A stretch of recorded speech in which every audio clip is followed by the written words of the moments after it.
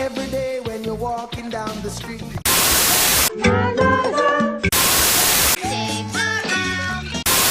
Don't you put it in your mouth.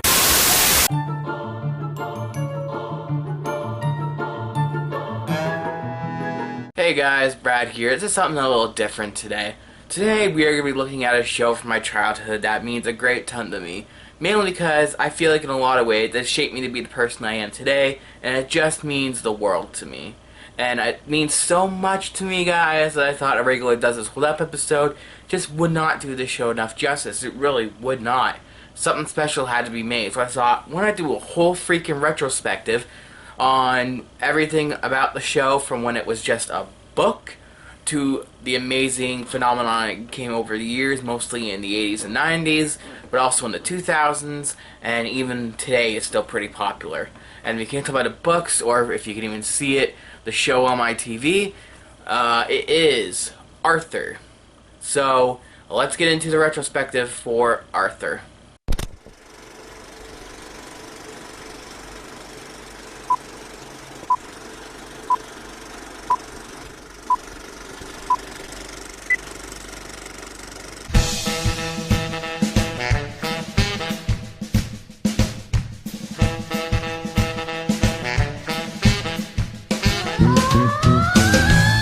This all starts way back on November 25th, 1945, when a man was born, and that man was Mark Brown. Born in Erie, Pennsylvania, Mark Brown was inspired at a young age to write his own stories thanks to his grandmother Thora, as she used to tell him stories when he was a kid. Later in life, Mark Brown made it his dream to be a children's book illustrator due to both his grandmother and his art teacher at McDowell Senior High School in Mill Creek Township, Pennsylvania, who introduced him to watercolor painting. His other inspirations include artist Mark Chagall and the author of the book Where the Wild Things Are, Maurice Sendak. In his college years, Brown attended Cleveland Institute of Art in Cleveland, Ohio, where he took a graphic design course. After graduating, Mark showed a sample of his drawings to a publishing company called Hought Mifflin in Boston. They offered him a $5,000 deal, which he took and finally cemented that he was going to illustrate children's books for a living. Mark first came up with Arthur when his son Tolan asked for a bedtime story about a weird animal. Thinking alphabetically, the first animal he thought of was an aardvark. This led to Mark creating the first Arthur book titled Arthur's Nose in 1976. The book was about Arthur not liking his nose, so he decides to go get a new one, but then decides not to, as he is not him without his nose. Arthur also looked more like an actual aardvark, and the other characters looked like real animals. 3 years later, he wrote another book called Arthur's Eyes. The book is about Arthur having trouble seeing. He is unable to read the chalkboard in class and can't shoot a hoop in basketball. This leads to him getting his eyes checked, where he finds out he needs glasses. He gets them, but is made fun of by other students. He feels embarrassed wearing them, but eventually comes around to it, as it helps him with his schoolwork, and the students come around too. After this book, Mark started releasing tons of books throughout the 80s and 90s. In the 80s, he released 9 more books, including Arthur's Valentine, Arthur Goes to Camp, Arthur's Halloween, Arthur's Thanksgiving, Arthur's Christmas, Arthur's Tooth, and Arthur's Baby. That is also when Arthur started gaining popularity. In fact, between 1976 and 1995, over 5 million books were sold. The 90s was where Arthur gained the most popularity, however, as over 20 more books were published and sold, including Arthur's Pet Business, Arthur's Family Vacation, Arthur Lost and Found, and Arthur Writes a Story. Between 1996 and 2001, 45 million more books were sold, all because of a certain something that happened in the mid-90s that exploded Arthur and started the train to the mega hit it is today, and we will talk about that in a few moments.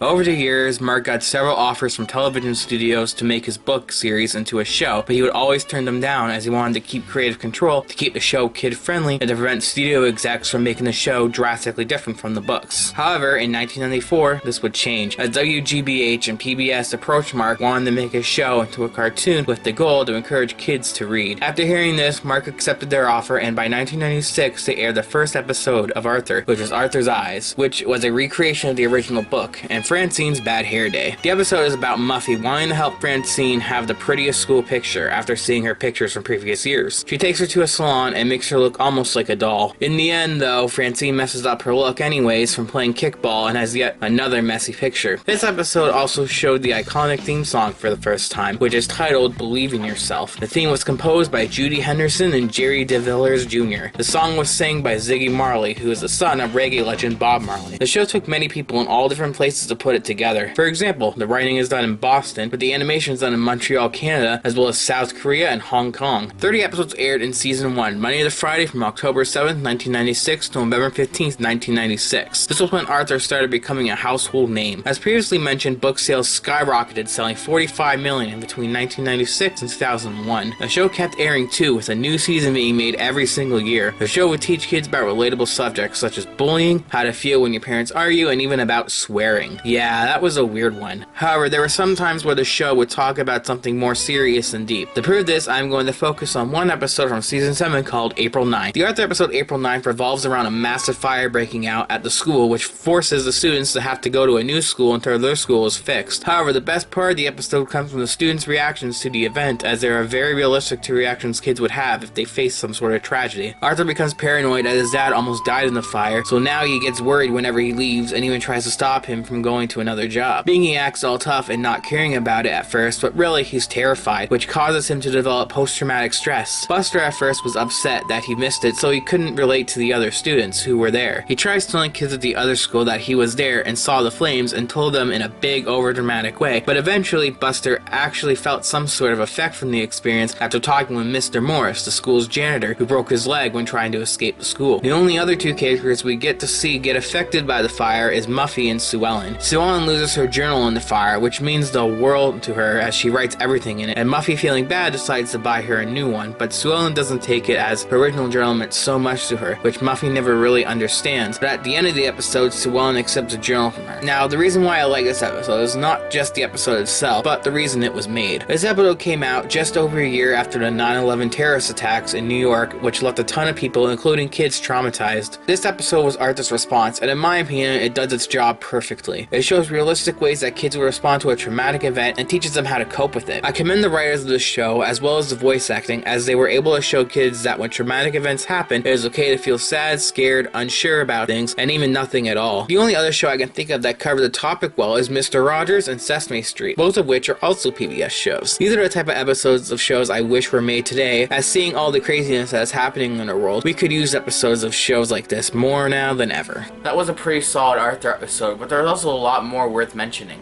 Arthur's Big Hit, Season 4, Episode 1. This episode is easily one of the most memorable episodes, especially nowadays as it's become a popular meme. But this episode to me is worth mentioning because it gives the fans a little satisfaction in seeing DW get what's coming to her. Now, I am not advocating hitting women or anyone in general, but let's be honest, DW is probably one of, if not the worst character in the entire show. She is bratty, annoying, whiny, and her and Arthur's parents never do shit about it. So seeing her get punched in the arm is pretty satisfying. Now, the lesson in the episode is not to hit people, which I agree with, of course, unless it's self-defense. Still a good lesson for kids though. Aside from that, there isn't much else that is memorable about the episode. The only other thing I remember is Binky punching Arthur, and that's about it. The Contest, Season 4, Episode 4. This episode's plot is simple. Buster decides to enter a contest in TV Schedule magazine. They come up with ideas for a TV show called Andy and Company Show. His friends decide to help him, and they come up with ideas. This is where the best part of the episode comes into play, as the ideas are parodies of pre-existing shows. The parodies are South Park, which I won't lie is quite shocking. I mean, seeing a PBS show parody a raunchy adult cartoon like South Park is something I would never expect, but it happened and it was pretty damn good. The other parodies are Beavis and Butthead, Dexter's Lab, the WWE, and Dr. Kat's Professional Therapist. That one is a weird choice. I mean, I guess it works as it aired at the time this episode aired, but it's still a weird one that I can't see a lot of kids understanding. However, I'm assuming that one, as well as the South Park one, was more for the parents than the kids, so I don't see a problem with it. I love these parodies, and they stick out to me all these years later. The Ballad of Buster Baxter, Season 3, Episode 1. This episode is a mixed bag among viewers. Some love it for the catchy songs done by Art Garfunkel, who is half of the folk duo Simon and Garfunkel, known mostly for their song The Sound of Silence. Hello, darkness, my old friend. I've come to talk with you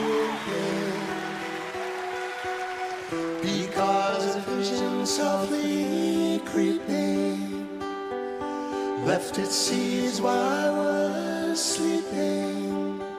However, some fans also hate it for the same reason. They find the songs annoying as they are sang a lot. I personally enjoy the songs, granted they are sung a little too much. The songs throughout the episode are known as the Ballad of Baxter, hence the title. Basically, the episode is about Buster returning home after traveling the world with his father and discovering things have changed since he's been gone, which leaves him feeling left out, but it comes off to his friends as him being too much of a big shot for them. The episode itself, while a decent way to show how some people may react to a friend being gone for a long time and how to resolve it, isn't all that special. The only thing that makes it worth mentioning is the catchy songs sang throughout. However, the ending is worth mentioning as well. The episode ends with Buster's friends throwing him a welcome home party and welcoming him back to the group, but they acknowledge the elephant in the room, or should I say, the moose in the room.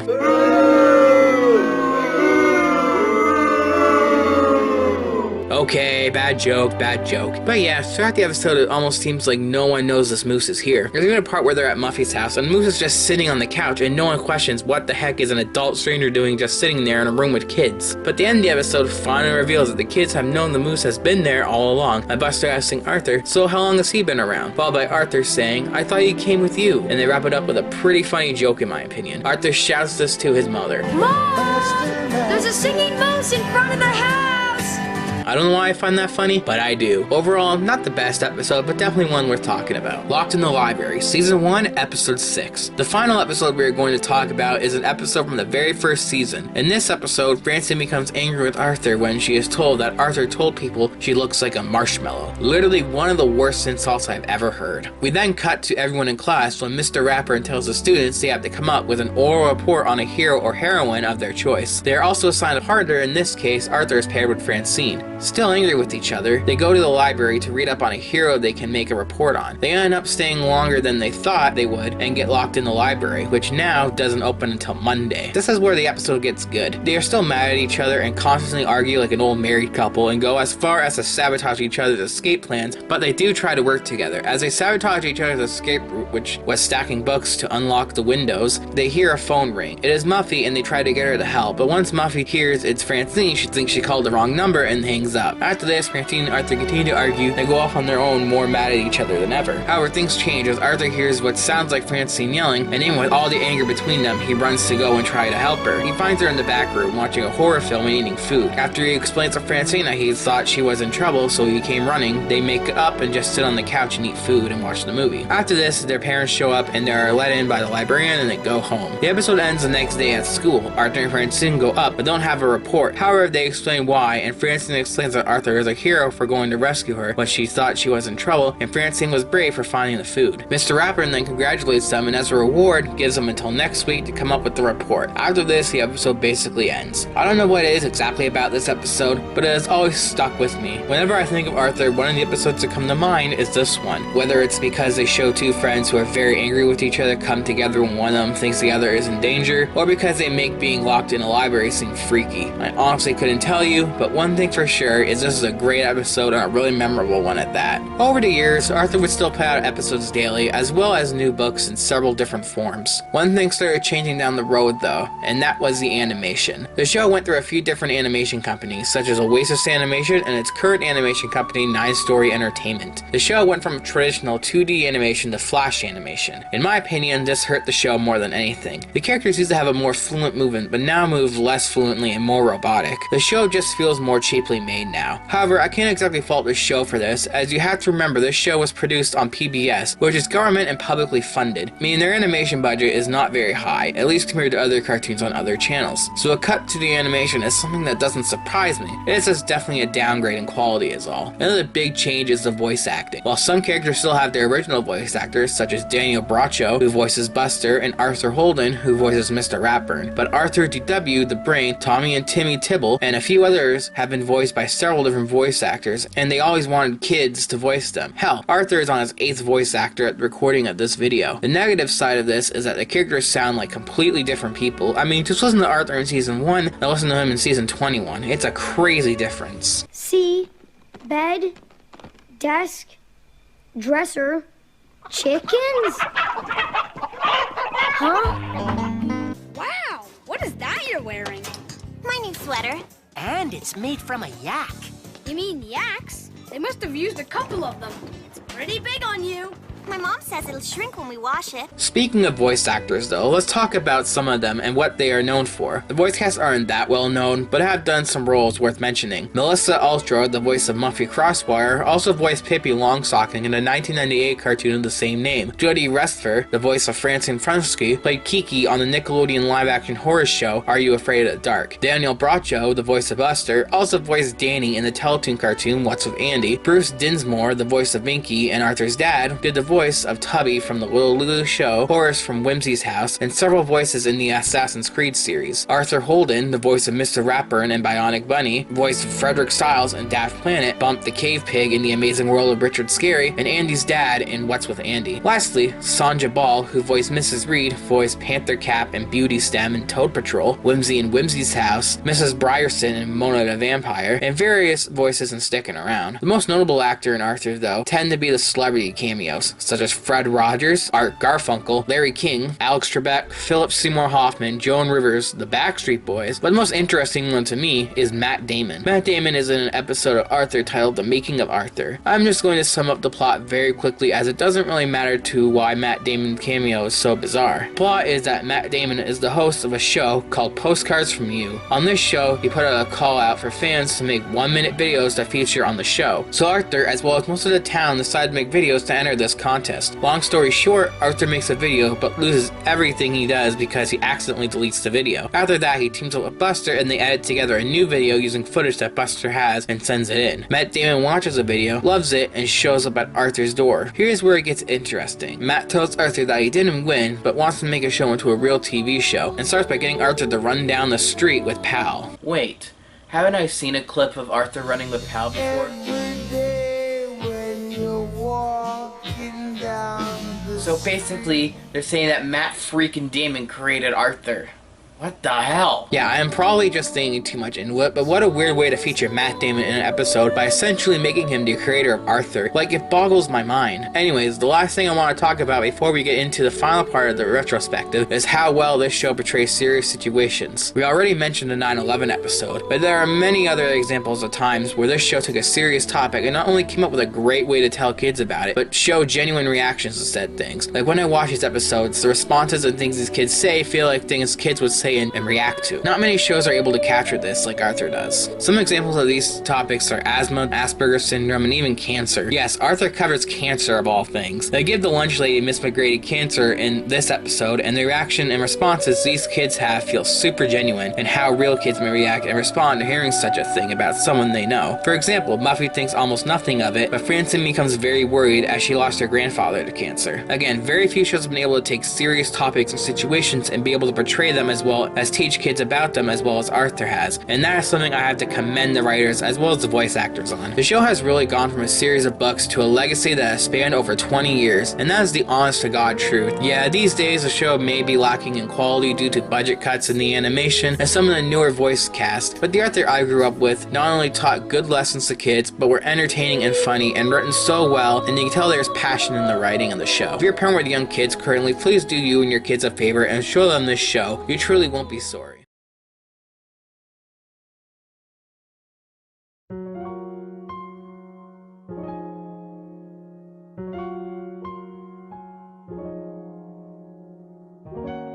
Arthur is a show I not only watched as a kid, but I obsessed over. I watched every episode that aired, I collected the books. If I saw anything with Arthur on it, I wanted it. I saw them live on stage. I mean, I was crazy about Arthur, and looking back as an adult, I can see why. The show still holds up today. While the newer episodes are not really for me, I can still look back on the first 10 or so seasons as they were what I grew up with. I am glad the show is still being made today, though, as it can still shape kids into being their true selves, much like it did for me. It is safe to say that without this show, I wouldn't be who I am today. If Mark Brown or anyone that has worked on the show sees this, I want to thank you. You have shaped me to be the person I am today, and you have created a true legacy. Lots of talent has clearly went into this show, and I have loved every minute of it. And it's amazing to see how this show still runs today, over 20 years later. In fact, the only other animated show that still runs this today is The Simpsons. So you guys have created a true legacy that I hope goes on for years and years to shape future kids, just like it did to me.